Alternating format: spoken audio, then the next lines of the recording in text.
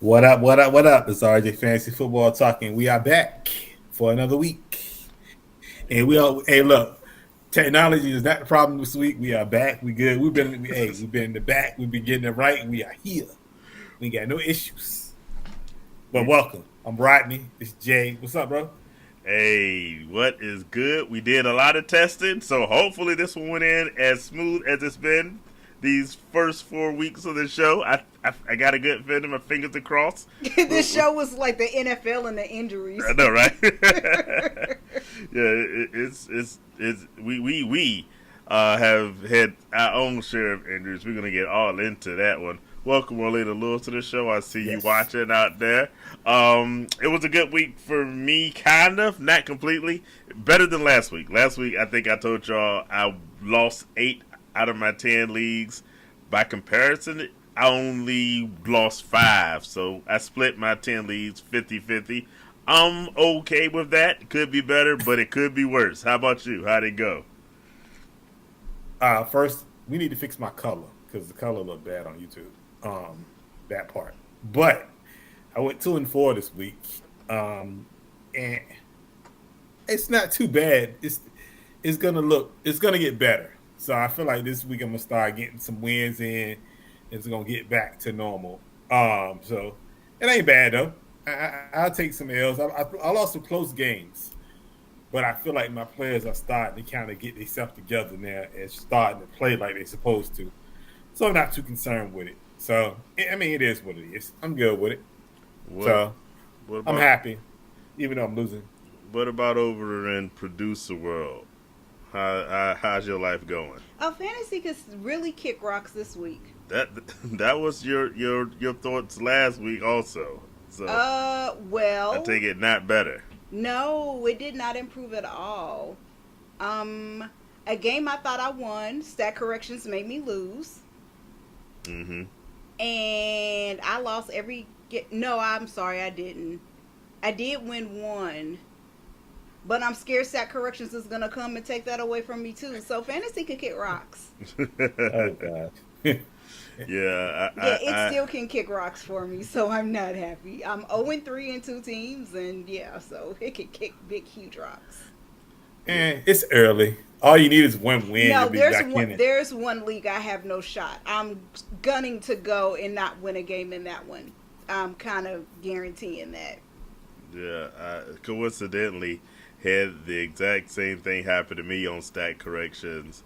Um, a week one win that I had got overturned. I didn't notice until last week, and so I would have been undefeated in that league, but now I have one ugly loss. So forget stat corrections. And I also say fantasy football can kick rocks. Not just for that, but it can kick rocks because, good lord, the injuries this past week Oh have been gosh. devastating. I mean, it was bad enough as it would have been. Anyway, Yeah. but it is extremely bad now. We'll talk about some of that. But welcome, Incognito TK, to the show. Got our How you first doing? question. Trading away Lamar and Flowers for Kyler, Marson Harron Jr., and Saquon. What do you think No. about that one? No. Not even. It depends on your league. Mm-hmm. I wouldn't do it though. Obviously Saquon is a good pickup, but Marvin Harrison Jr. is not. He hasn't been great this year.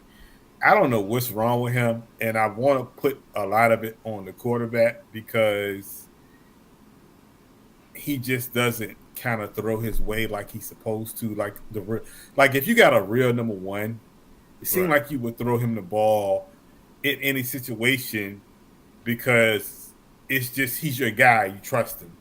But if you're telling me that you don't want to throw him the ball, it's not my job to get him open or throw him the ball. That just sabotaging your relationship with your receiver as it is.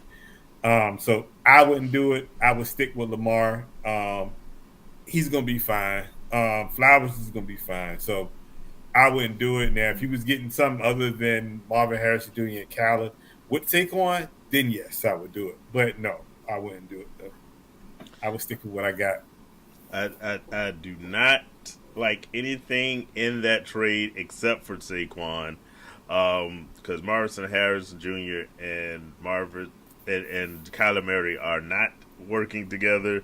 I don't know what their situation is, but they need to figure something out desperately. Because I have Marvin Harrison Jr. on one of my leagues, thinking he would have a good second year, and it is not paying off. So yeah, I'm gonna agree with you totally on that one. I waited out because Lamar is gonna do what Lamar do. Zay Flowers is hurt, and I see in the chat Flowers also making Orlando lose. That's the thing about a wide receiver for Lamar. You're gonna have your good and your bads, but I would rather take those two together. Unless I was like super desperate for a running back, and Saquon would make all my dreams come true. But I'm guessing that's probably not the case, because you would have to have some excellent other players on your back to fill in that Saquon can make up for the loss of a Lamar Jackson, and it's not too many players that can make up for the loss of a Lamar Jackson. So I'm with you. I stick with it. It's 3 weeks. Hopefully, in the following weeks, you get that boost. But thanks for the question. Yeah, much appreciated. You'll get them going. It's just Lamar's gonna be all right. It's too early to panic on that. I wouldn't make no trades this early anyway. So, good follow up question though. How much do you value players' draft capital? And I have some players I drafted. I mean, not like super high, not as high as I would have drafted a Lamar, probably. Mm-hmm. But I have a few players I drafted, and they are sure enough about to be looking at. Look, they about to get Russell Wilson. Is what I'm trying to tell y'all right now. It's early in the season, but like for instance, Calvin Ridley is 100% about to hit the door. I don't care how good he should be in that offense. He's got 2 wide receivers doing better. What about you? What do you think about draft capital? How do you balance poor performance through the first 3 weeks with where I drafted a guy?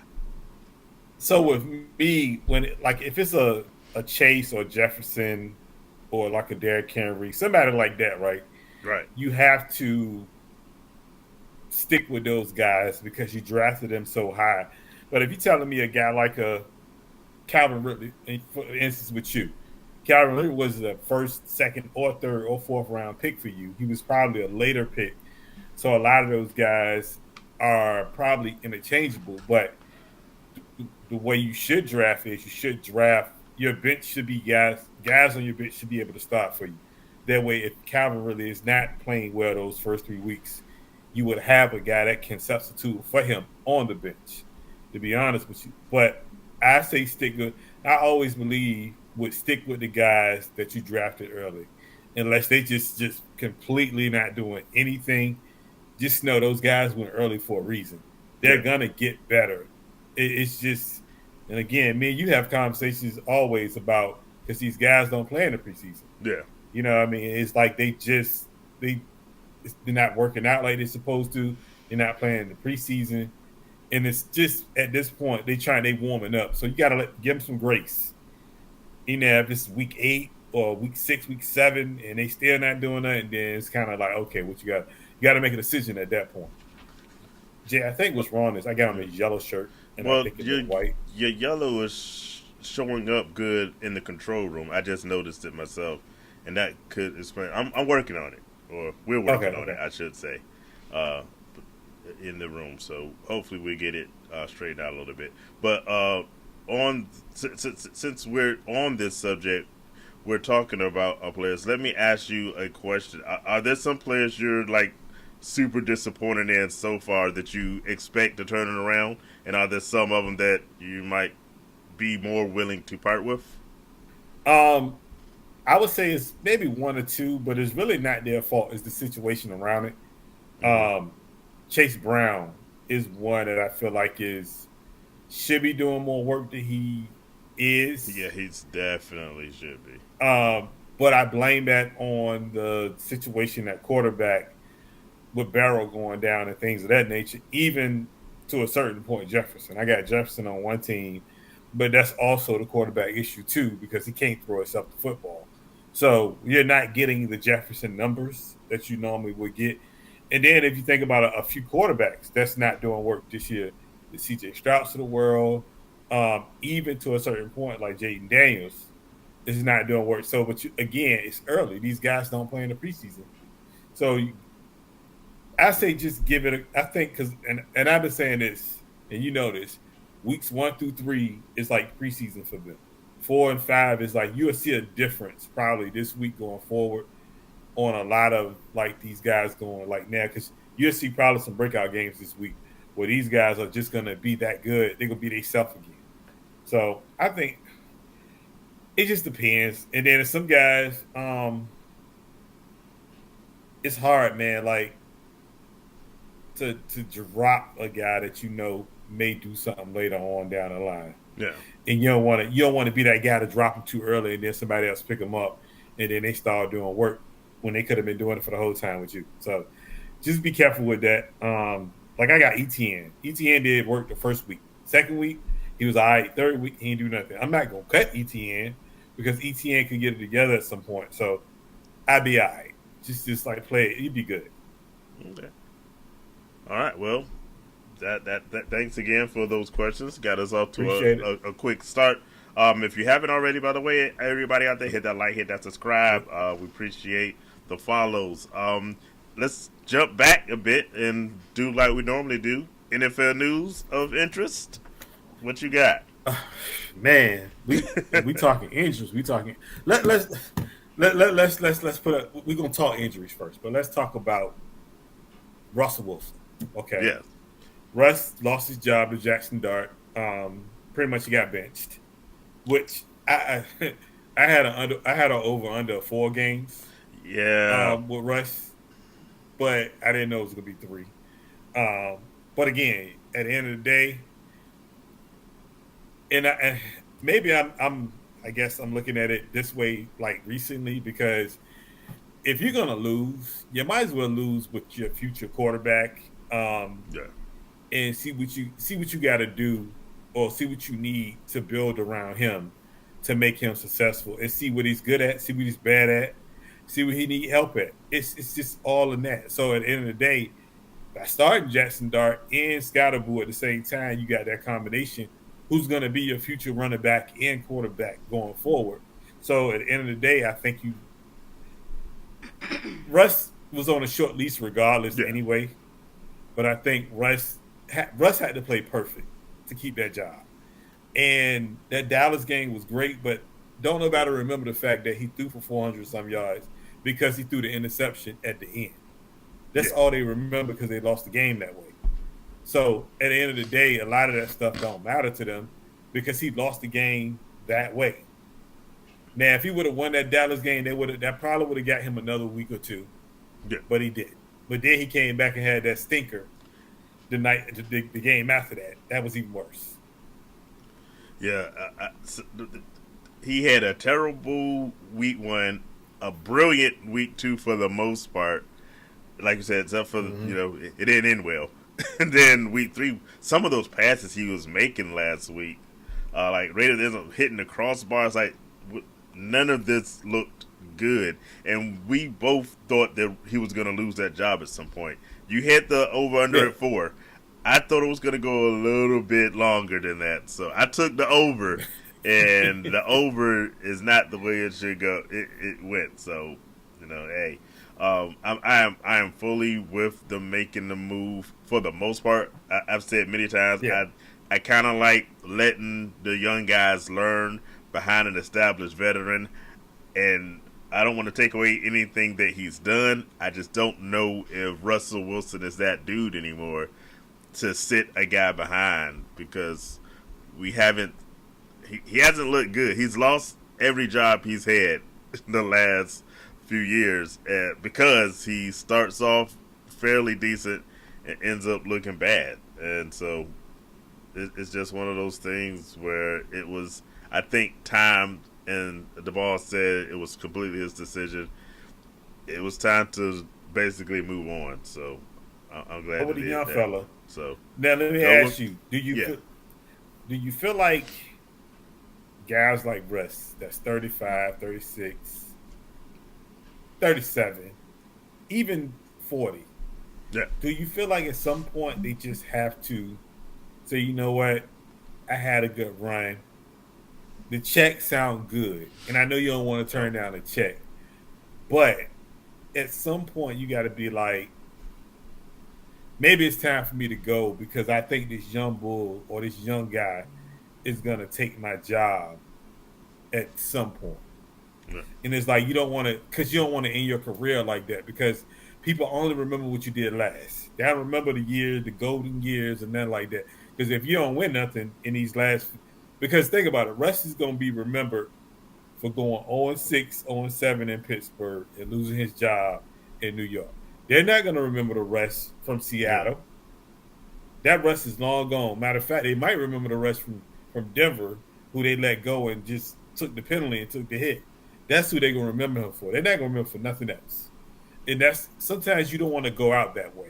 So do you feel like some guys stay too long just because they want to offer you a contract?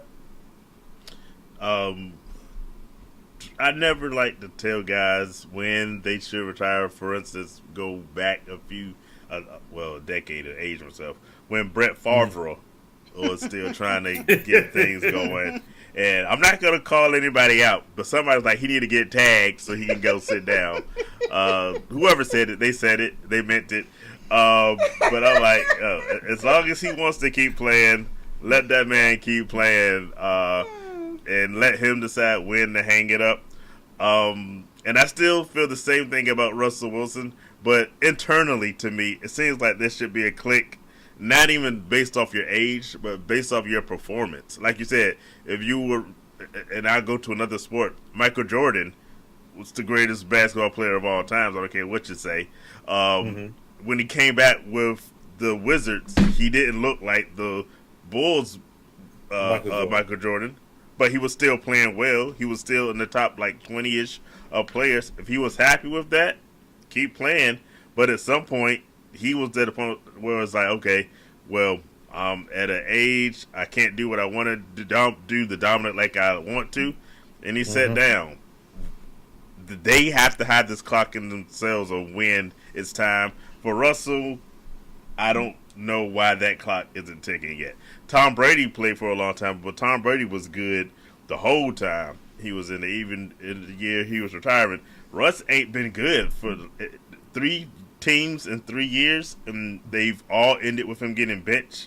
To me, that's got to click go home, have some fun with Sierra and the kids, and live that life.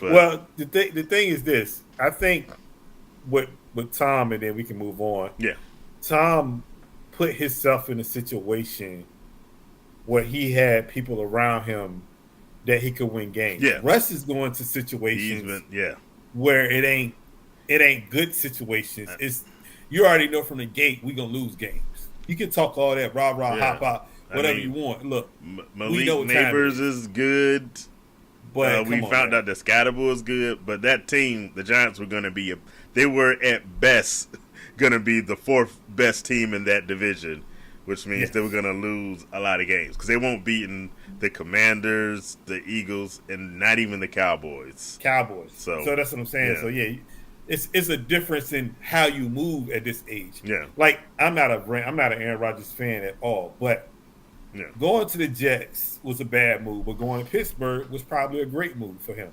because of the situation and the people around him. Going to the Jets wasn't. So now he get to rewrite the last part of his career. By the way, the people that I talked about before say Aaron Rodgers need to get tagged too for much to say. Look, whoever I never said nothing about Aaron Rodgers. Okay, I didn't say it was you. Yeah, but I will own up to that Brett Favre one, though. You got a little defensive on that one. My bad. I just thought I'd say, Nah, you keep talking about people getting tagged. I will admit that Brett Favre one, That's though. a general statement. Yep. I was going to say it, but I will admit that one. Back then, I was like, somebody need to tag his old butt and let him go. I'll admit it. Okay, I'm done. You can move on. You can move on. I'm done. I'm done. Well, I guess we found out who I was talking about. But it's about that Aaron Rodgers time too, because he ain't looking great. I will say the same as you, that it's a better situation in Pittsburgh with the team around him, and they have a defense that can typically carry them to the playoffs, and you can drag the offense along with them. And I said before the season started, Aaron Rodgers was on my list of great value pickups for fantasy football, as long as he's not your one. But if he's your second or third quarterback, I'm okay. Right. You might be all right. You're going to have some good weeks and some bad weeks. But, let these guys make their call. Welcome. We got Louis Bracey on the show as well. And another question. Crab Legs Stevenson. I want to make a Jameis Winston joke right there. I'm gonna leave it alone. They just traded Jamar for JSN. What do you think about that one? Jamar's been a bit of a disappointment and probably not gonna get much better if you think what Browning gave you last week is what's gonna continue. What you think? I mean, do I like it? I mean, JSN, I guess they should not be on the same par. They're only on the same par because of the quarterback situation. But I feel like Jamar Chase is just that great of a receiver. I put him and Jefferson in the same class where I have this thing where some receivers make the quarterback look good, and then it's again where the quarterback makes the receiver look good. And I'm not saying Donald is making JSN look good. JSN is a good receiver. But I just feel like Jamar is still one of those guys. We've seen Browning in the past, like 2 years ago when he did play. He played well. I mean, obviously they lost games, but he was thrown. Jamar was still getting his numbers. That's why I probably wouldn't have did it this early. Okay. I probably would have waited. I would have gave it a couple weeks because it's Jamar. You can trade if you want to trade Jamar at any point. You can trade Jamar at any point because somebody will take Jamar.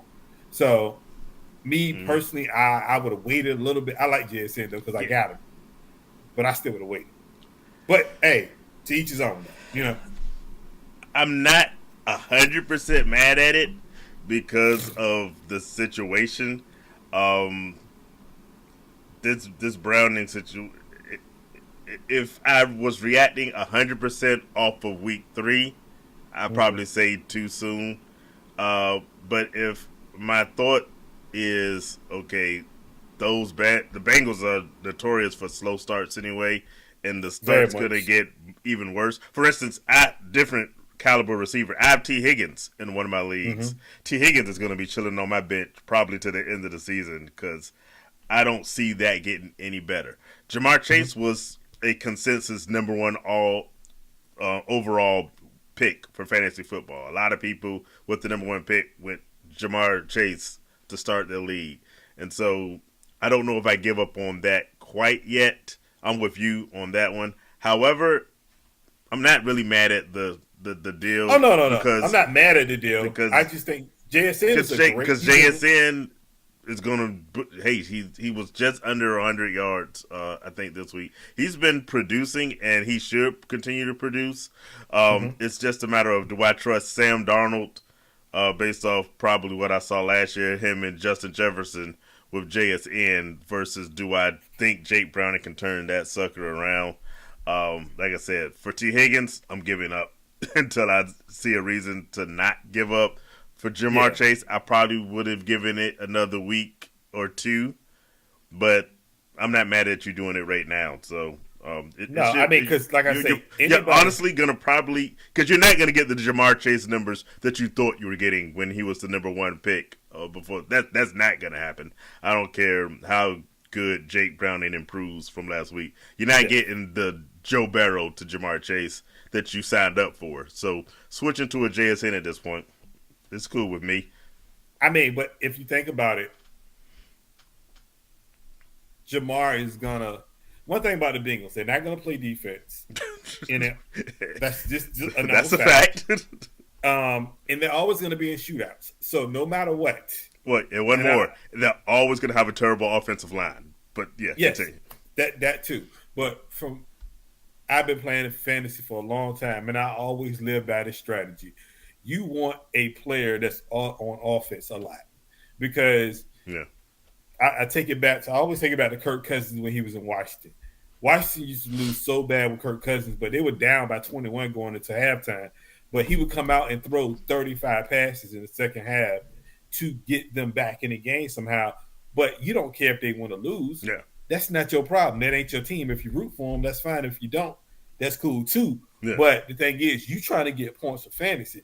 So the Bengals can be down 35 to nothing. Yeah. They got to come out and throw the football. That means he's going to be the result of throwing the football. So when you think about it from that standpoint, again, I would have held on to him just because I know even if they losing games, Jamar Chase ain't coming out the game just to sit because they losing. He want to play and do at some point get his stats up just because he's a receiver. At the end of the day, he still want to get his number up because he want to be that guy. I'm a top 2, top 3 receiver. So I think JSN is still gonna get his though. JSN is gonna be the guy. He's the guy no matter what. But I just feel like Chase, they are notorious for starting slow. I mean, starting slow is not a thing for them. So, and Brown does have to play better. Don't get me wrong, a lot better. But we seen what he did in the first half. I think the matchup was bad for him. Honestly, I'll give you that. But we seen what he did when he did come in the game. He threw for 250 yards in a quarter. When he first came in, yeah. Yeah, in 2 quarters. So we know he can throw the ball. Now, how good is a question, but we know they're going to throw the football. We do know they're going to throw it. So 2 questions for you. Which quarterback has the better stats at the end of the fantasy football season, Jake Browning or Sam Darnold? And same kind of question, who do you think's going to have the better wide receiver numbers, Jamar Chase or JSN? I think it's going to be Sam Darnold because Sam Darnold is going to get closer shots at the end zone. And when I say closer shots at the end zone, Seattle got a defense and they got a running game. So those are the 2 things that you can count on coming from Seattle. They're going to play defense and they're going to put Sam Darnold in situations where he's going to be closer to the end zone than a Browning would because Cincinnati doesn't play defense that well. So it's always going to be a fact that they're starting at the 25 or the 30. They're starting at their own 25 most of the time because they don't play defense. Seattle plays defense. They showed that last week. So, okay, I like it. All right, news. Were we still on stories? Yeah, so still on news. Okay. Michael Parsons. Well, I'm going to talk about Michael Parsons. We're going to stay on these injuries. Nick Bosa's out. A lot. Nick Bosa's out for the year again. But the good thing about it is, when I say we, the 49ers, had an injury clause in the contract to the salary cap for next year. But my problem is this. Nick Bosa's had 3 ACL injuries since high school. And at some point, if you're paying somebody $30 million or more, at some point you got to cut bait to say, look, he may not be injury prone, but like ACL injuries, bro, like that's a year injury, literally. So he got hurt in week 3. He's not returning till week 4 of next year. Right. So again, you have to pay this guy $30 million next year to be on the bench. It doesn't make sense. At some point, you got to say, all right, look, it's cool. And the same thing with Kittles. Everybody gets hurt. And I feel like at some point, you just got to move on after a certain amount of injuries. Are you saying that as an objective viewer, or is that your 49ers fan that's coming through? Well, to me, it's more fanness, but it's my views because I feel like ACL injuries, they're real injuries that they happen. Most of the time, they can happen when you're not even getting hurt or getting touched. Those are injuries. Those are non-contact injuries, basically. So anytime you have those injuries, you either have Achilles problems or knee problems or things of that nature, and at some point, it heals it heals better, but sometimes you just can't. You don't have that same burst when you come back from an ACL injury like that. You don't play the same. So, are you worth the money that you were paid when you did play well like that? That is the question you want to ask him. At some point, you have to move on to a younger player because of that. Just just because he's getting. I mean, that's like in basketball.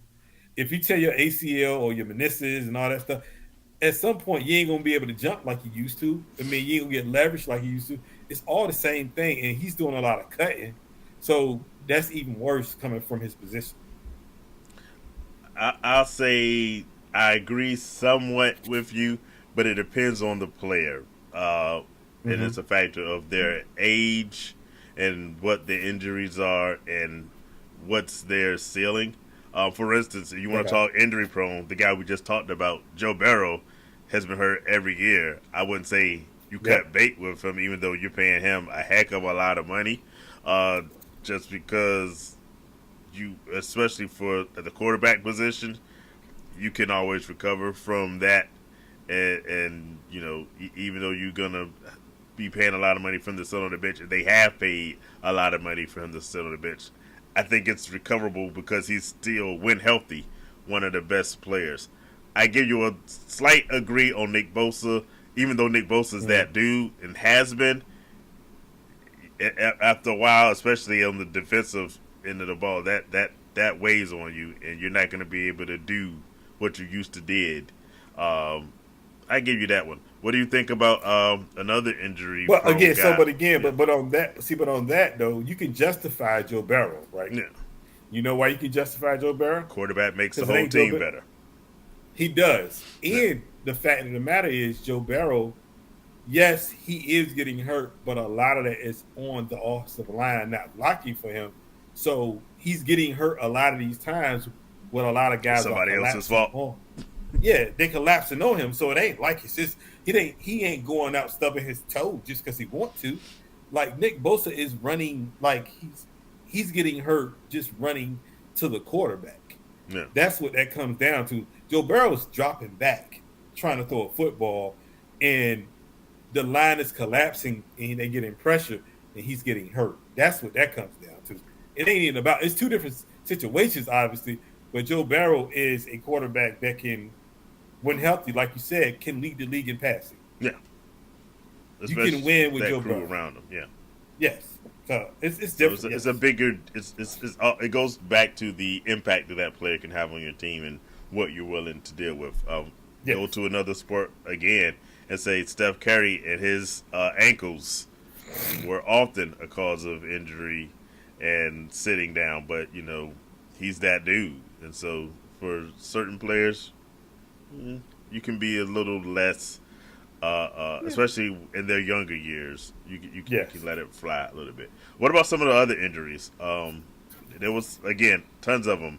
What are you thinking on, for instance, James Conner, and with the Trey Benson filling in? Are you comfortable with that? I picked up Trey Benson. Look, we always talk about James Conner defying all of our thoughts. He just keeps staying healthy, and we always would go with his backup.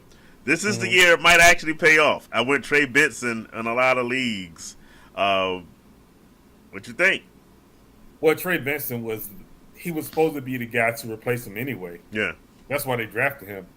But I just feel bad for James Conner because Oh yeah.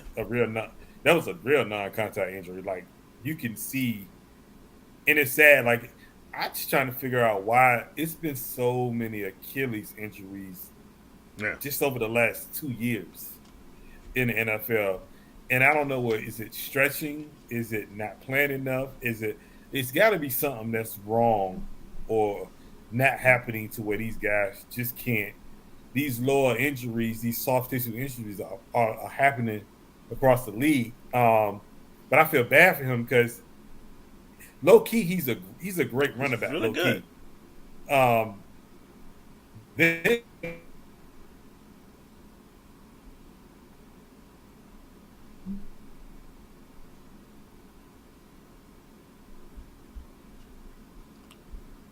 Yeah.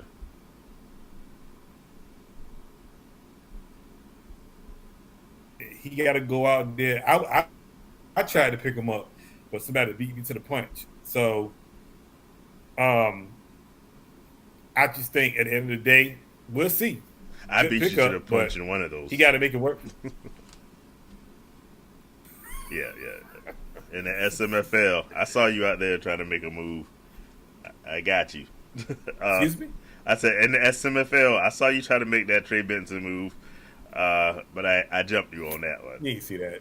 What? You didn't see that. Here's the You one. always- Here's the one where we need our third man, first ballot Hall of Famer Mike Evans.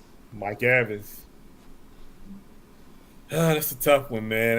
I picked up. You know what? Fred dropped him in the gridiron. Mm-hmm. I scooped him up real quick because I know it's about 3 to 4 weeks. I can wait 3 to 4 weeks for Mike Evans because I got some other receivers. Yeah.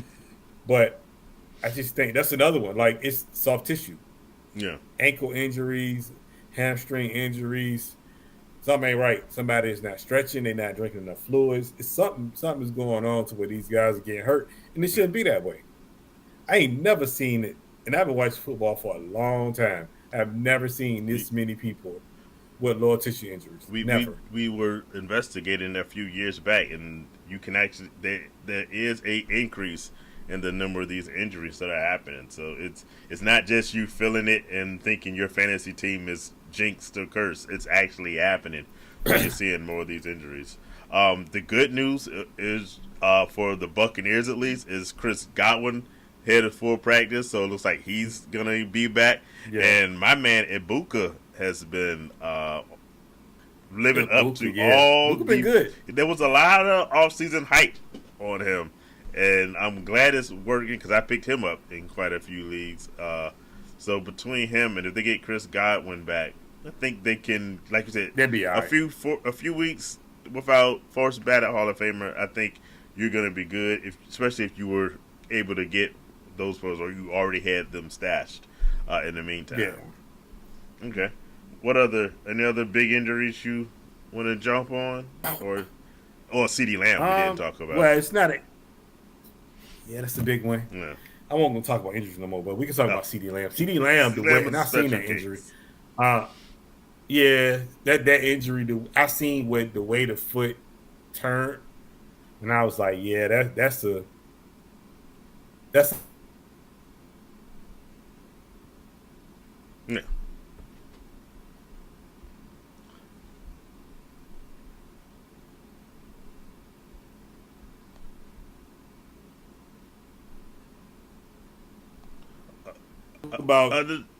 Before you go, other than Pickens, who are you picking up off waiver wires to fill in with the CeeDee if you Lamb? Get Scatterboo. CeeDee Lamb. It's Jalen Turbo is one. His own teammate. You can pick him up. It's really not a lot of receivers out there. Like Turpin? I don't like Turpin. You know what Turpin? I like Turpin the young receiver. If you get some return points, but yeah, what I like the young receiver from Kansas City. Just go to Tyler Thornton. Yes, I like him. And it's crazy because that supposed to be Hollywood. Yeah, we talked about it before the season started. When Rashee Rice out, and then once Xavier Worthy got hurt, it was supposed to be, like you said, Hollywood. Juju Smith-Schuster. Any of these guys should have been, but Tyler Thornton couldn't make it with the Patriots, but he and Mahomes, they got something going. He's been saving them. Like these last 2 games, granted they lost the last one, the one before that, but this one he really saved them this time around because those big catches, that first one was amazing, but he dropped it. Yeah. But the second one, he went right back to him, so it's showing that he got some trust in him. So it's low key a really good pickup, honestly. Do you think it continues when the main 2 wide receivers get back, or does Thornton keep this success going throughout the season? If I'm Kansas City, I'm making Thornton the third receiver because Rashee and Worthy, obviously, you're 1 and 2. You know, you can't supersede them. But He would be my third because Hollywood hasn't shown that he's able to be the 1, 2, or 3. Yeah. I mean, Juju isn't either. So it's like if you watch Kansas City, they struggling to pass the ball until like the last third or fourth quarter, and then they want to throw Thornton in there, and Thornton he makes the one big play because he got a little speed to him, so he can get past the safety. So at the end of the day, I think Thornton should be that third receiver of anybody. Should be. To me, I would just cut bait with Hollywood because Hollywood just, again, this is Hollywood perfect situation if you can't to show that he could be to be the number one receiver on somebody else's team because he had the chance to do it now. He had 6 weeks to be the number one guy, literally. Mm-hmm. And he has not shown anything. I'm with you. So, for me, Thornton is a go. If you can pick up Scatterboo. In a redraft fee, I lost you again. If in redraft you can grab them, I definitely will. There you go. You were talking about Scatterboo, then we lost you for a second. Yeah, if you can grab them, you definitely should. Marvin Mims, if they do return yards in your league, he's another one because he gets over 100 yards in return yards weekly. So if they do return yards, that's 10 easy points for you. He might get a reception or two and a touchdown here and there. So he's another guy you can pick up that if you're looking for wide receiver help that can get you about 10 to 18 points because that's what he's been averaging somewhere around there. On one week he had 14, 15, and he had 18. So it's double-digit points if you need help somewhere. So I would definitely say him. And then it's Woody, the running back from Houston. He's another one that you can pick up. He's cutting into Nick Chubb's carries. So I think that's one you can actually pick up. And they say he actually splitting carries. Yeah. At this point now. So Najee. Woody's a good one. Najee. Nick Chubb, I think, only had like 3 more carries than Woody did. It was something. It was really close. So I think Woody's another one you can pick up, and I've seen a lot of people picking up Woody. So that's one you can pick up too. So I think at the end of the day, it's some young guys out there you can probably grab, but you just gotta just know it ain't gonna be right away success because they hit and miss. A lot of them are. So speaking of hit and miss, let me throw a name out at you. Trey Tucker was a popular pickup this week. That's another one. He had 3 touchdowns this past week, and the Raiders should have a good offensive game. I would say against Chicago this week. Is that a pickup you make? Did you pick Trey Tucker up? I would say I try to get him. He's still available in some leagues that I'm in, but I just again expectations got to be lowered for these guys because yes, they had a great week, but is it because of who they played or is it because the team is trying to get them involved? Now, as far as Trey Tucker, I feel like y'all should get him on. As a Raiders fan, I feel like I love Jacoby Myers, but Jacoby Myers is. Yeah, he's not. Trey Tucker, I have mixed feelings about. I did not pick him up anywhere, and the simple reason why is Trey Tucker is notably hit or miss player. That's why I asked you when I did, because he's the guy who he's gonna put up 100 yards, 2-3 touchdowns one game, and he might have one catch the very next game. He's not really reliable.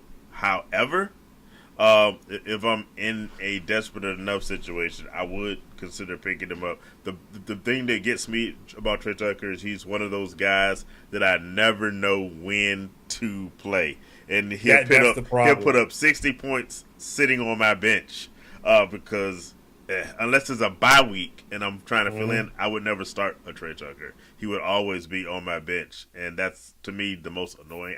My favorite thing about fantasy football is to find consistent players. Even if they're Yes. only going to get 12 points a week, I can count on your 12. I'm looking at their floors, not so much their ceilings. But Well, and that's the same thing with Mims. Like I say, yeah, same Mims is kind of. giving you 10 to 12, maybe 15 points a game off just return yards, not Yeah. even off receiving, because he may get you 2 catches a game, and that ain't enough for you to say, you know what, I'm gonna put him in a lineup consistently.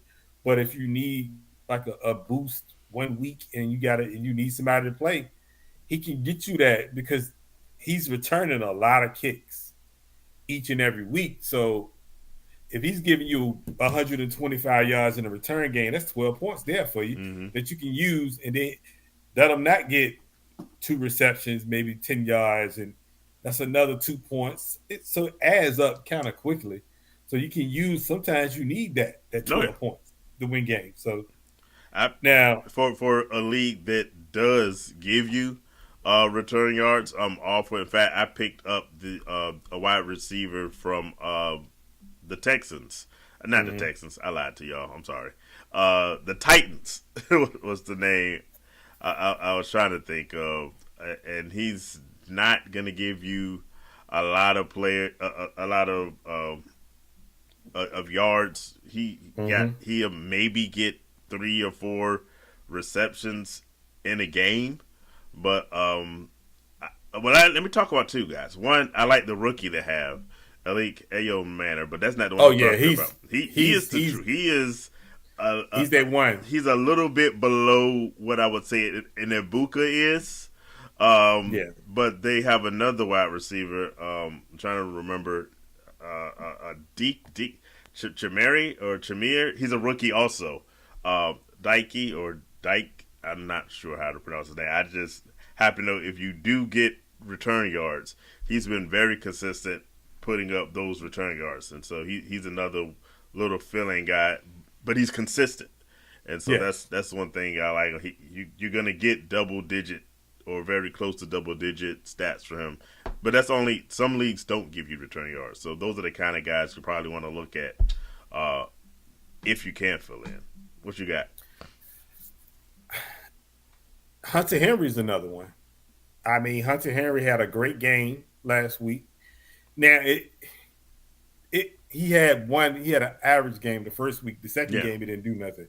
This game now, can the thing is, can you build off of that game he had last week? Because at the end of the day, they don't have nothing to throw to. I mean, Diggs is cool, but Diggs ain't he's Diggs no not more. done much. He's done. So he's probably the best pass catching target that they have there, which is not saying a lot, but still, if he's in the red zone, he's a red zone target. Yeah. And bad as tight ends have been playing this year, man, he's I'm worthy of picking up. and your point is a good one on tight ends.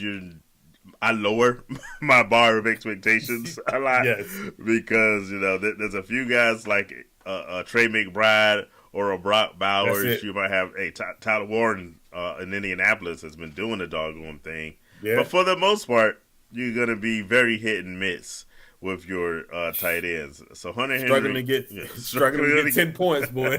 Lord have mercy.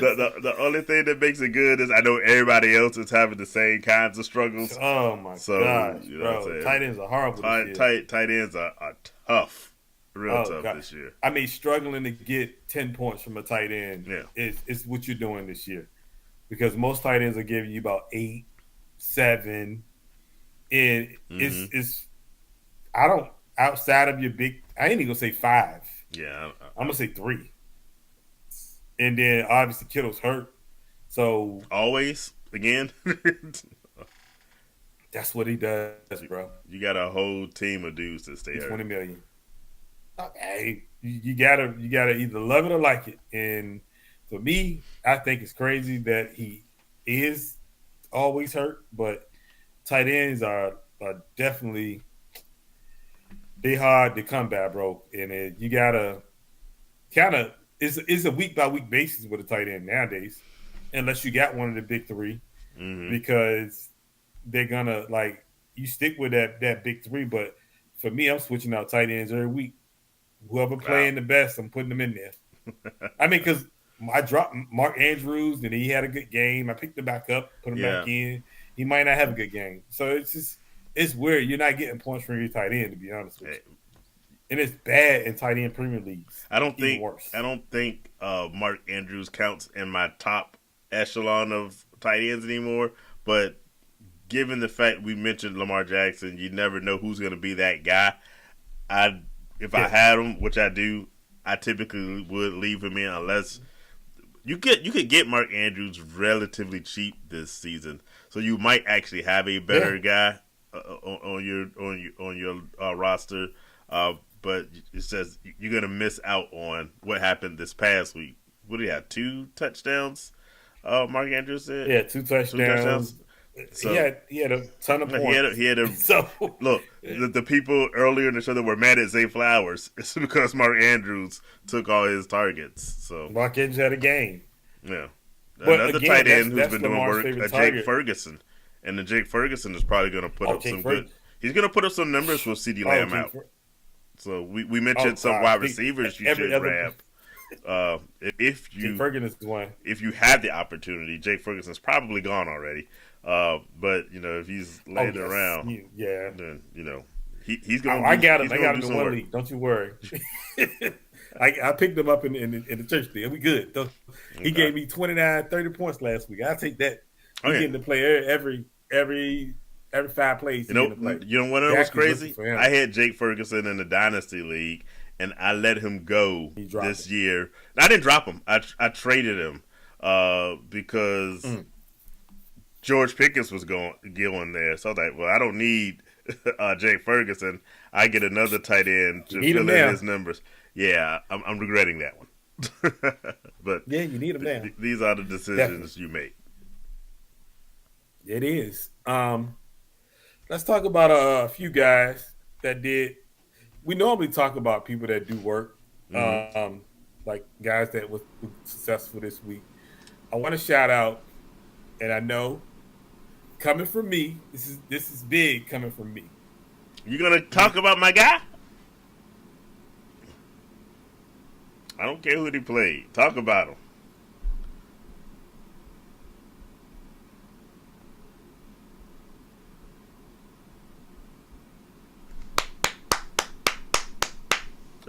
And we're gonna throw the asterisk by this now because throw up for your asterisk. No, because we're gonna do this. Okay. I'm gonna let you know that Russell Wilson had the previous week before that had 450 yards against this same defense. Is that what we're doing? I'm calling a spade a spade, brother. You know what I mean? Like, hey, call this. But we're gonna go Russell Wilson on this. I'm gonna give him just due. You can't give a guy just due and then compare him to Russell Wilson. No, what I'm saying is, my point is that he played against that same Dallas defense, and he looked good. Dallas lack of defense, whatever you want to call it. He looked good. So I'm gonna give him his props this week. He looked like a quarterback this week. But we got to see him do it again. He did good though. I will give him that. So I'm not gonna hate. He definitely played well this week. How many touchdowns? He had 4. He missed 300 yards. Just under 300 yards. By 2 yards. Yeah. But Caleb did look good, and I feel like the only problem I got with Caleb, I need you to get DJ Moore involved. Don't he though? Yo, I was watching that game. I watched that entire game because y'all go back and watch the footage. I'm a big Caleb Williams guy, and I have him in several leagues, and it is paying off wonderfully. But I also picked up DJ Moore in several leagues, and I was watching that game this week and just saying, "Dude, he's right there. Throw." Now I have Burden too, so I'm not mad, but at the same time, I was like, "Can we give DJ Moore a little bit of love?" They finally got him the ball. I think he got his first reception like the fourth quarter, If In I the remember end, correctly, it was a touchdown. It was on in the end. So he ended up putting up some decent numbers. But I'm with you. I'm like, yo, can we Dude, like, throw that? can we? And Romo Duze also really good. This is why I said Caleb Williams should throw for 4,000 yards this year. He's got targets all over the field, but I need him to spread. I'm with you. I need him to spread a little bit more to DJ Moore, a little bit sooner. I'm gonna need him to just get him, throw it a little bit to him. Like, you don't even look his way. And look, I got him, bro. I do. I got him in Dynasty, and I'm loving all of that. But at the end of the day, I got DJ too. Give DJ some love, bro. Like, come on. Don't hold back on DJ. Sprinkle that around a little bit. Some of it. I mean, geez, you're killing me here, man. I need a little bit of that DJ Moore action because I'm trying to win games. I mean, say again. All right. Well, while he's giving shout outs of love, I'm going to throw out a shout out of hatred towards Ladd McConkey. And I don't even think it's Ladd McConkey's fault. I blame Keenan Allen for all of Ladd McConkey's problems because Keenan Allen came in and he's hogging up all the targets. Even Quentin Johnson is getting catches more than Ladd McConkey. And I'm like, yo, Ladd was that dude last year. He was undeniably the number one wide receiver. And apparently Harbaugh finally decided, yo, and I'm a little bit mad, but I'm going to give a shout out to a guy who did do well on the same team. But I thought this was going to be a primarily running offense. I love the fact that they're throwing the ball with Justin Herbert. I just would, much like you said with DJ Moore, I wish more of the love would go to Ladd McConkey's way because he was the number one wide receiver a year ago. I don't even think he's solidly at 2 for real. Because he seems to get overlooked a lot in this new offense. I mean, that's what Keenan Allen does when you go back with your Shame on homeboy. him. He's old. He had his time. I was actually scared when Keenan Allen went back to him because oh no, you said this and also they're gonna have that connection like they did before. But it's messing up. Going back to his homeboy. It's messing up my Ladd McConkey pickups. It's like they, you know how you talk to somebody, y'all friends, y'all been friends for years, y'all can go weeks without talking, but the conversation pick up right. Get back together. That's what happened, bro. That is 100% what happened. I don't like it. I mean, don't feel bad for it. Oh, I feel bad because I feel bad because I don't have Keenan Allen anywhere this year. I know you do. Well, I tried to get him no matter when trade him to me. So it's cool. I ain't mad at you. No, I wouldn't do it. But I want to shout out J.K. Dobbins. J.K. Dobbins is holding R.J. Harvey back, bro. Like and I don't feel bad for R.J. I do. I'm just saying. I think we know you do. But I told you. Dobbins, because we was drafting that night, and I was like, wait a minute, J.K. Dobbins is the starting running back. He was like, what? I was like, J.K. Dobbins is trying to resurge his career since last year. Mm-hmm. He's looking good. So I think J.K. is going to hold on to that job, man. I think if he keep playing well, it's his job to lose, brother. Throw out the hatred until J.K. Dobbins gets hurt again like he always does. There you go. I'm a hater. Why you wish you hate? Why you wish your injury? I'm not wishing hate. I'm just giving out statistical evidence like you did with Nick Bosa before. Name a season of J.K. Dobbins' career aside from his rookie year when he didn't get hurt at some point. And that's not the point. So I'm just saying. That's not the point. See, you trying to get him hurt. I'm not trying to. I'm just saying it's inevitable. Look, no, it's not inevitable. It's not like even Thanos. A little bit. He's gonna stay healthy. He's gonna stay healthy. Well, you went J.K. Dobbins. I'm gonna go back to the team Dobbins played for last year and discuss another rookie, Amarian Hampton, went off. And I think I'm responsible for his success because last week we were talking about rookie running backs that were disappointing. And I said, Genty is the rookie running back I like the most because he has literally no one in front of him. And so Genty, assuming the Raiders could ever get that offensive line to not look like garbage, Genty should do well as the season goes on. Well, guess what? The roads are cleared for Amarian Hampton, so I'm going reverse on a week ago, and I'm saying Omarion Hampton is about to put in that work the remainder of the season because all roads are clear is his world right now because Najee is done. Look, he is done. He is completely done. At some point, Amari was going to take that job anyway. We all know. He hated it at the beginning of the year. It was his job, but it was. But now it's 100% his job. It is. And now this is not a shout out. This is not a shout out. I'm a little disappointed in this guy. You know, I'm a big Travis Hunter fan. I like Travis Hunter. Yeah, this can't be a shout out with Travis Hunter, but yeah. Travis Hunter is not, and I'm not really. It's something about Jacksonville, man. Like Dion was on the show, on the Kelsey show, yesterday, I think. New Heights. In New Heights. Yeah. I want to talk about that too. Why your boy on all these commercials, and he ain't catching no passes. Like, what we doing here, man? Like, honestly, what we doing? Sydney, I know you don't want to rant no more, but I'm just saying, like, the boy's on commercials. He got these podcasts. He ain't at practice. What is he doing? I don't have any. I have no rant. I rented. Was that last week before? I'm done. Done rant. Okay, I'm done. I'm just saying. I just think it's crazy. But I'm just saying. Dion was on the show, and Dion made a good point. Dion was like, I had him for 3 years. I know I had a routine for him, which is he didn't practice on Mondays. He practiced on Wednesday, Thursday, Fridays. Monday and Tuesdays, he didn't practice. That way he got in his rest from Saturday, so it was Sunday, Monday, Tuesday he rested, and Wednesday to the rest of the week he practiced. He was able to sustain playing on both sides of the field that way. I think what's happening now is, and they even with the injuries at receiver down in Jacksonville, they still won't put him on the outside. They got him in the slot, which is I don't think he's a slot receiver. He's really an X receiver or on the other side. He should be on the outside because of the speed that he has. It don't benefit him. And again, maybe he need to pick a side. Maybe I'm wrong.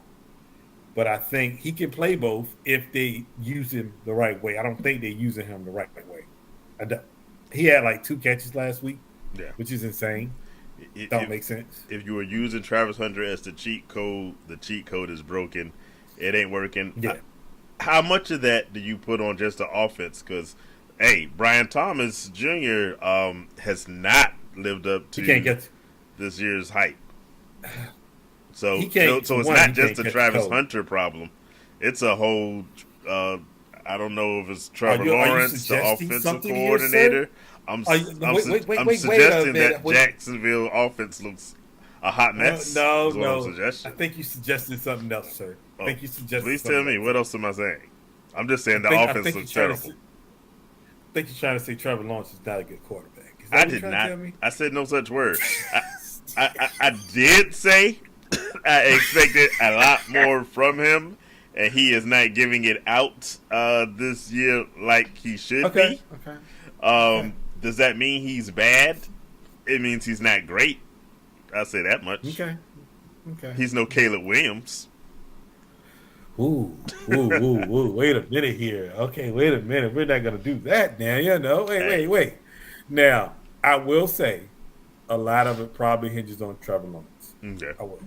Because Trevor Lawrence is the quarterback. Trevor Lawrence got to give him the ball. But it's a combination of Trevor Lawrence and the coach not putting him in position to be successful. I think you have to use him a certain way. Yeah. And they're not using him a certain way that benefits them. Because I really believe it's hard to play defense and offense 90% of the times on both sides of the ball. It's impossible to do it in the NFL. And he did that last year. Yeah, he did it in college. He did it in college. So even if you brung that down to a 75 on each side, still, I wouldn't even do it 75. What I said in the offseason was I think they should focus him on defense, let him learn it, and all they needed to do, they needed to Taysom Hill him into a few plays a game. He needs, I would say, no more than maybe 10 snaps on offense a game and let him focus on Okay. getting the defensive side together. You bring him in for a trick play, even if he's not going to get the ball. Guess what he's going to be? A decoy. Right now, you playing him all the That's time. true. He can't be a decoy because nobody respects that they're going to be able to do anything with him. I think he'd be more valuable, not just for the Jaguars, but for my fantasy football team, where I used him as a cheat code. Is they let him get Mine too, Lord. let him understand defense well, excel at that, and then you just sprinkle in some of these offensive plays, and then I'm good with that. And hopefully I do like your point from Dion, Coach Prime, saying how he used him during the week to allow him to get that rest. And I don't know whether that's leading to some of the, I won't say sloppy, but the underwhelming performances, because he hasn't really looked good on offense or defense of this year. No, he hasn't. And so they need to He's figure probably, something and out. the thing is, he's probably practicing like a normal practice schedule. Right.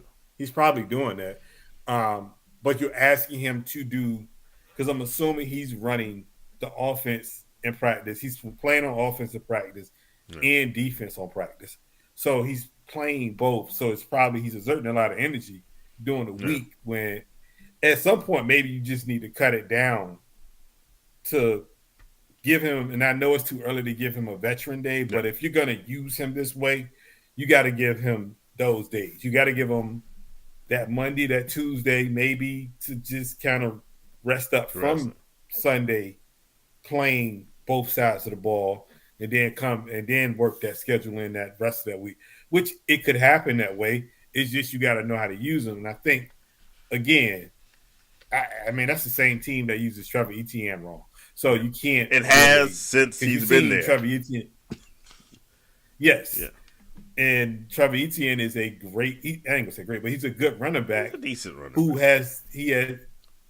But we've seen what he can do with an opportunity in week one, obviously. So he just got to the thing is, they got to use him in space. They're not using him in space.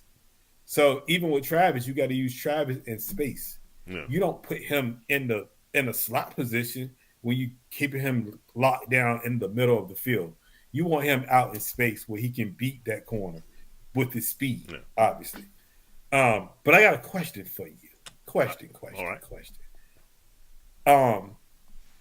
Being that we seen what the Giants did, right? They go into the young quarterback, and obviously they're going to make the decision to move forward. Cleveland, on the other hand, Cleveland has a good rookie in Junkins. Good. Love him. He's a good running back.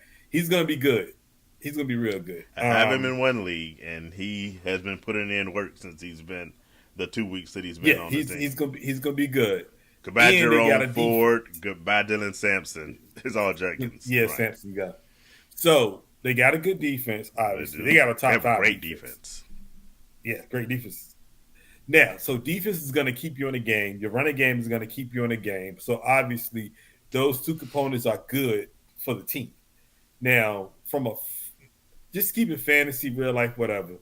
Do you think they should go at some point because Joe Flacco is 40? Do you sit back and say, you know what? Might as well go to one of these rookies. And I'm not saying Shador or Dylan Gabriel. I'm just saying one of them. Just to see what you have.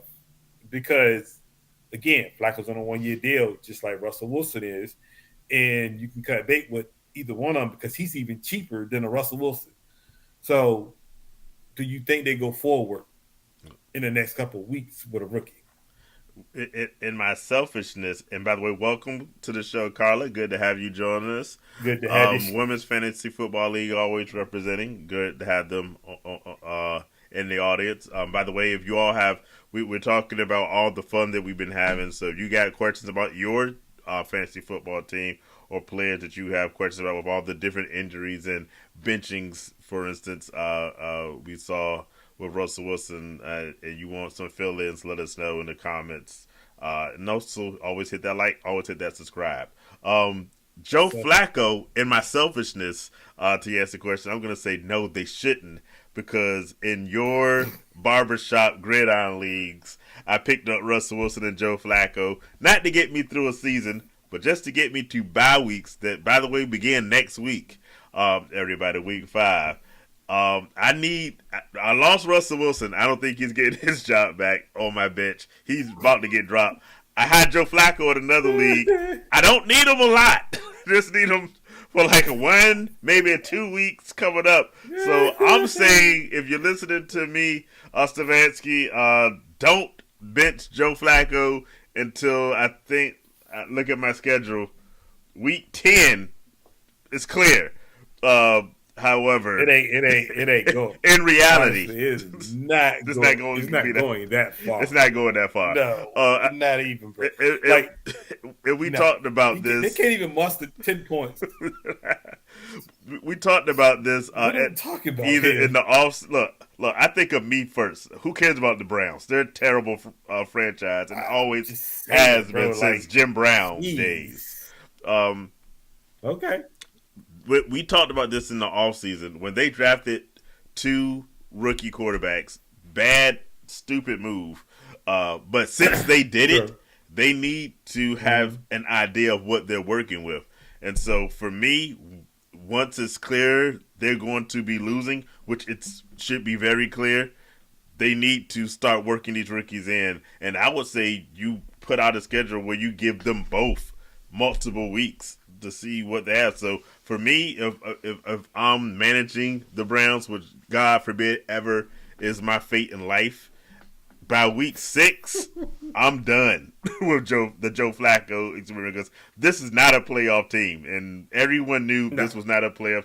That brilliant defense, but that's all they got going on. And the rookie running back, by week 6, when they have a losing record, I'm saying Dylan Gabriel, Shedeur Sanders, let's see what they have, and make sure each one of those rookies gets at least 4 weeks out of the season to either make it and impress you, or look terrible and okay, we don't need to keep both of these guys, because keeping 2 quarterbacks that age, when you technically still do have Deshaun Watson sitting on the sideline somewhere. Nobody's talking about that one. Yeah, exactly. It's like he's still there. It makes absolutely no sense from any kind of standpoint you want to come on. So I'm with you. I make that move sooner rather than later. Well, unless they would have helped my fantasy football team and just give me some more time. I look at it this way. If you just from the Giants' perspective, right? Say Jeff Jackson Dart go out there and he's semi-successful. Yeah, he's not winning games, but he looks the part in these games. He looked like he can be an NFL quarterback. And we just got to build around him, because we know, okay, if he can go out there and he can keep us in games and we can be close, well, hey, we may lose them by a touchdown or a field goal or something like that. Or whatever, right? Look, the Giants weren't going to be good no matter what this year. No, they won't. Right. But if he can keep them in the game and be capable running the offense, reading defenses, doing that like you're supposed to do as a quarterback, then yes, you can say, you know what, going into next year, we ain't got to look at the quarterback position no more, because we got one here already. We ain't got to look at the running back position no more, because we got one. And we got to look at the number 1 receiver, because we got one. So at the end of the day, you're looking at another receiver to go with your number 1 receiver that you got already to build the offense. Right. So, and the defense is all right. The defense ain't too shabby. They pretty good themselves. They got a good front 4. It's just their back end is terrible. Yeah. Now, from a Cleveland standpoint, right, Cleveland probably needs a little bit of everything. But just say, you play one of these rookies and one of them is successful, and you can say, you know what, you can spot that, and they have 2 first-round picks next year in the first round, in the top 5. Or even better for them, both of them are successful given the chance. And guess what? You trade one of them. Look, I know a team in New Orleans who could definitely needs one bad, a quarterback desperately. So, but that's the thing. So you got to run it back. you got a defense. You don't particularly have wide receivers. Their receivers is they can't catch for some reason. Or they not like You're not a I don't understand. you're not a Judy. Jerry Judy believer. Oh no, Judy's terrible. No, He not looked decent a year ago. Not so much on Winston with Justin with Jameis, Winston, famous Jameis.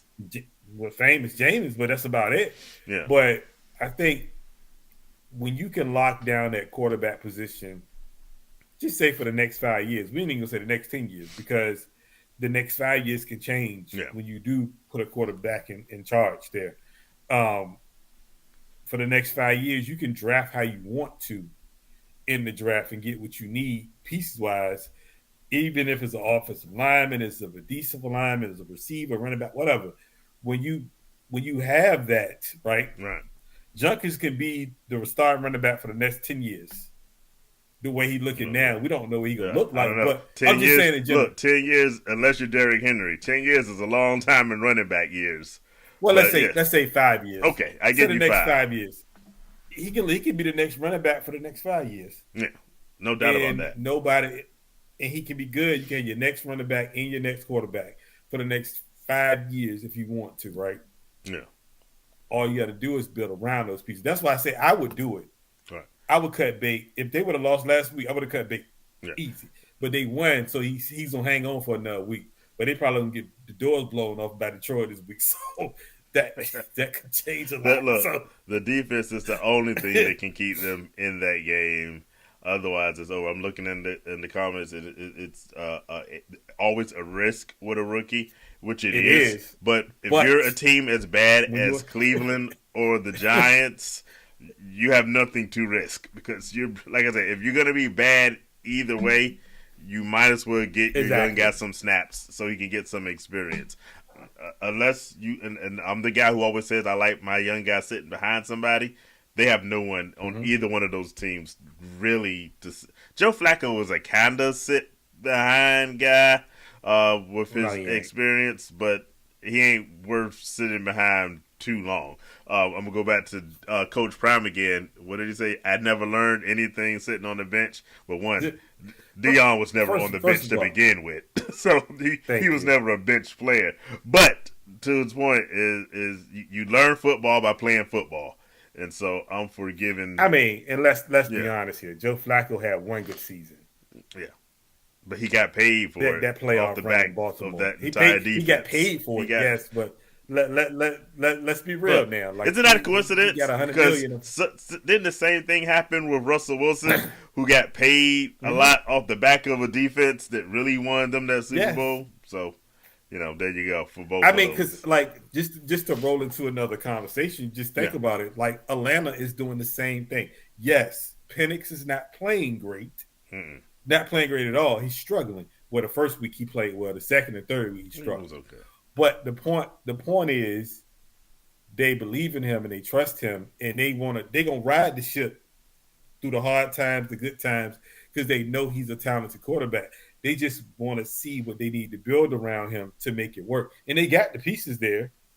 Everything else is just need to work for them. So they got Bijan, and so and that's all you need. A strong running game can make anybody look good. We've been talking about a lot of the guys that we thought have been doing well. We've talked a little bit about some guys who've not been as good. I'm going to talk about Danny Dimes or Indiana Jones, as he's been called. Indiana Jones? You didn't hear this one? Yeah, that's his newer nickname. Gosh. And playing with Saquon Barkley, got him $40 million a year. Jonathan Taylor is about to give him another long-term contract. My point being, if you have a strong running back, go back in Atlanta with Bijan Robinson, you can make your quarterback better. And so hopefully, given the experience, we'll see Penix get a little bit better because I have him also on one of my dynasty teams, but he is chilling on the bench where he belongs for now. I mean, Penix, you look at Bryce Young. A lot of these teams are going with the younger quarterback because it ain't like it was back in the 90s. I would say the 90s, right, where a quarterback set for 2 or 3 years behind a veteran. it don't work that way nowadays. Like these guys want to see what you got. It works if you draft well. Not really. Really? Like name the last quarterback. He's the only one. No, he's not the only one. Yes, he is. Really? Who's the only? Who else sat for 3 years? I didn't say 3 years. I'm just saying sitting can be good if you're sitting behind the right person and learning. Pat Mahomes, for instance, he didn't come out and play 17 games. But we talking Jordan Love isn't that a full 3 years? Yeah, I didn't say 3 years. Look, everybody doesn't have to be 3 years. Nowhere did 3 years leave my mouth.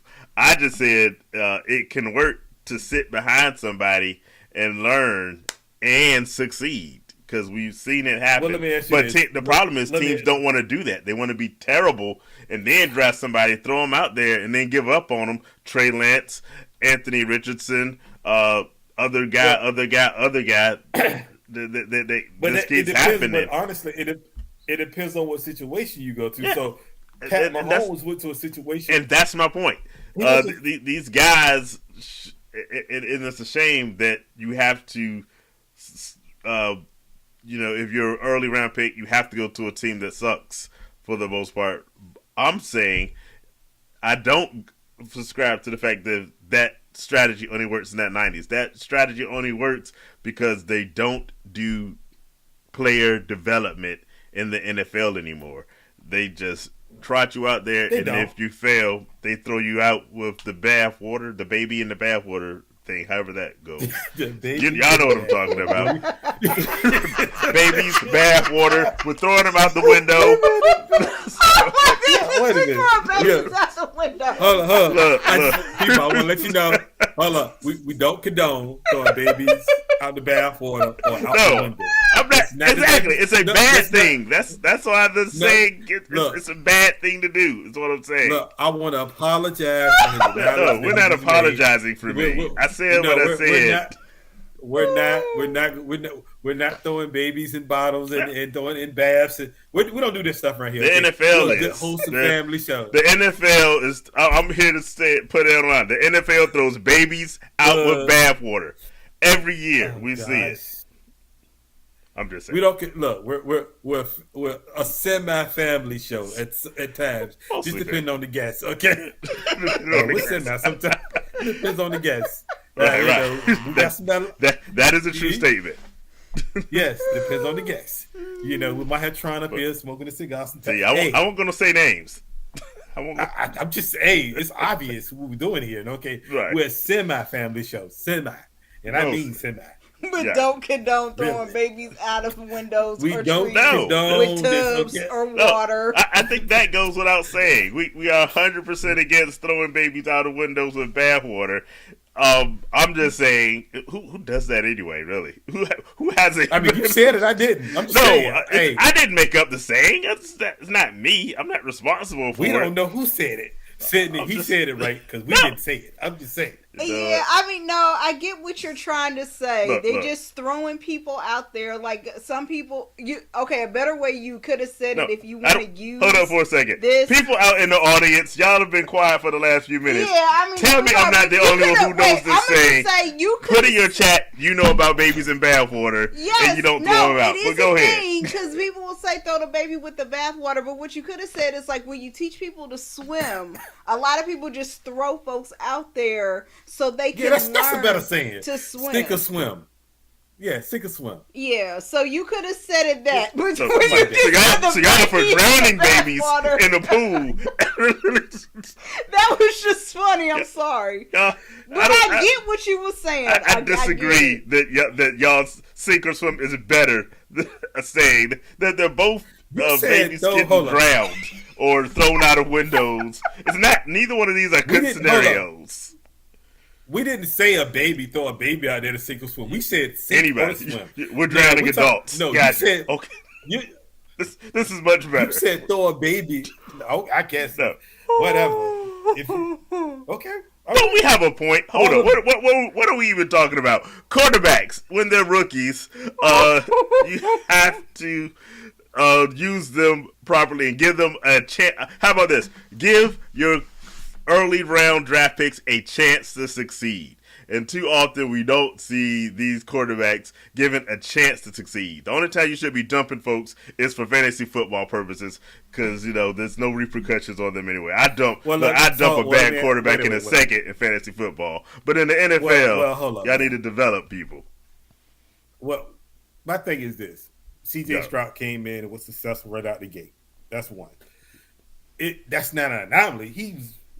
He's one of many. Like Bryce Young was successful, but Bryce Young, the thing is, successful out the gate. Bryce Young wasn't. Yeah, I say he wasn't. Okay, that's what I said. He wasn't successful out the gate. Gotcha. But what Carolina did was instead of completely throwing him to the trash, like you would say, throwing the babies in the water and stuff. Right. You said that. What I mean, but. They did put him on the bench, and they put him back in the game to say, we need you to sit back for a couple games to look at this from a different view. And then they put him back in, and he was a better quarterback for that. Now, that's the route they should go if they do want to, and I feel like once you do go to your rookie quarterback, you can't go backwards. You can't. You got to go forward with that guy, at least until that contract comes to the point where you got to decide to pay him a bunch of money. Mm-hmm. Then if you feel like he's worth it or not worth it, then that's when you make that decision. So just saying. So you're saying Bryce Young sat behind a veteran and got better? Is that the summary? You know what I feel like? Is that I feel like he's not better this year though. Bryce Young went back to his pre. No, what I benching. Feel like is this. I feel like anytime you sit behind, I feel like Alex Smith wasn't a great quarterback. I think Alex Smith was in a great situation. He was in a great situation with a great coach in Andy Reid. Because we saw Alex Smith in the 49ers be absolutely balls terrible. But what I'm saying is this: when you do get that coach that is good like an Andy Reid behind the scenes, he can teach you how to be a quarterback. And but we're not talking about going to and develop, but we're not talking about going to New Orleans and you're gonna sit behind Spencer Rattler because Spencer Rattler is a veteran and he gonna play. Spencer Rattler doesn't know what he's doing his doggone self. So thank you. So this is what I'm saying. So it's like, okay, you can't. Prime example. Let's say let's hypothetically, right? Shador would have went to New Orleans, right? Oh, we're gonna sit Shador for the year because he's gonna sit behind Spencer Rattler because he's the veteran. All of a sudden, Spencer Rattler don't know half the playbook as it is. He still got Similac on his breath. Spencer Rattler does not work in this scenario because he is. But that's what I'm saying. Young, right? But the point I'm trying to make is some quarterbacks. However, I would say if Derek Carr didn't have to retire from injury, that's different. Sitting behind him would have done Spencer Rattler and Tyler Shough and whoever else they're bringing in to throw out with the bathwater. A lot of good deal. A lot of it would have done them that's all. The a bathwater you need to throw out. I like that bathwater you throwing out. You okay with Tyler Shough in the bathwater? No, now we throwing people in water. Goodness gracious! I didn't say baby. You said baby. I'm saying Tyler Shough. Tyler Shough look. Throw Tyler Shough out with the bathwater. Is what you're saying. Put it on the t-shirt. You said throw a baby out in the bathwater. We're not going to do that, bro. But okay, I'm just saying. Trey Lance shouldn't have sat behind Jimmy Garoppolo. No one should sit behind Jimmy Garoppolo. My point that's what I'm saying. Jimmy Garoppolo is not a quarterback you learn from, and it wasn't also a coach. Shanahan didn't give the time of day to try to teach him and develop him. So it depends on the situation you go to. The quarterback, any number one quarterback going in the draft that goes number one. 9 times out of 10, they're gonna start for that team that year because they're that bad in the situation because they're that bad, and the coach could be that bad right along with him. That he could be bad at developing quarterbacks, and he could look bad. But Trey Lance went to a whole different team in with the Chargers, and he's like a totally different quarterback now because he got somebody that can develop quarterbacks. He has a good coach, and he has a good veteran he can sit behind and learn. And so that's the difference, and that's my point. Difference in San That's my point, and I'm saying more teams need to try to do similar things. I know some of them can't because they're just terrible and they stay terrible. I'm not even talking about the Raiders, but some teams we just didn't haven't say been. the Raiders. You did. Where'd that come I from? didn't say the Raiders. I'm just saying. Yeah, exactly. I didn't say the Raiders. But some teams need to do exactly that and let guys sit back and learn. Week 4 is coming up. What games are you looking for? What players do you expect to do big things? I'm trying to win some games, bro. I ain't gonna lie to you, man. Like, real talk. Aren't we all? I'm trying to win some games. Look, bro, I'm trying to win some games. It's cool, but it's no real games. I want to see the Indy Rams games because that's a good matchup for Indy, kind of to test where they really are. Honestly, so you to determine whether you're going to be on the Indiana Jones, Danny Dimes bandwagon. Never gonna do that. Okay. Dallas and Green Bay is gonna be a good one. Yeah. Even though I think Green Bay gonna shellac them. Oh gosh, it's never gonna be close. Green Bay let me down a lot this past week. I think Myles Garrett very, to put it politely, said they messed the bed in that game. So hopefully they can turn things around because Green Bay is my NFC Super Bowl pick. I need think them to play better. They caught them on a bad day. Yeah. I think Green Bay they'll get back right this week. I just think they caught them on a bad day, obviously. Yeah. And Cleveland Cleveland not a good defense. Yeah, they should have scored more points. They got a good defense though, but they should have scored more points. They should have scored more points. Yeah. They let them stay in the game too long, and then it got too crazy, and just Jordan Love threw an interception. So it's it's cool. But hey, that's all we got. Best game I'm looking forward to this week: Ravens Chiefs, 2 AFC favorites to go to a Super Bowl in a lot of people's mind. One of those teams is going to be 1-3. Both of those teams should have some good fantasy production. So it's going to be the Ravens have mastered blowing games this early season. That part. So they need to turn that around and quickly. So we'll see how that one goes. It should be a good week of football. I think honestly everybody they should get back to normal this week. It should be some normal football this week. Said, people don't do preseason, and so they're warming up. But by week 4, everyone should, except for the ones that are hurt, unfortunately, people should start to be getting in their grooves. So this is when you can really start to make those. We had at the top of the show on how to go with draft capital versus bad production. This is the week you can really start to make those kinds of decisions on whether you're gonna hang in for the long run with a guy. Because bye week, you good this week, but bye weeks are right around the corner coming up. So you need to know where you stand with a lot of these players going into week 5. So good luck to you all out there. Hopefully you can, like you said, get some wins. I know you have a few teams that are not winning. To say it nicely. Struggling right there. You gotta say it nice. We struggling, baby. We struggling over here. But we talk it out every Wednesday night to try to struggle together and improve together. Yes. So thanks everybody for being a part of this dialogue. We'll be back here again next week. Hopefully you got some wins you can tell us about. Hit us up with your questions and everything in the chat and in the comments. See y'all then. Good luck. And to anybody that want to sponsor us, we don't throw babies in the water.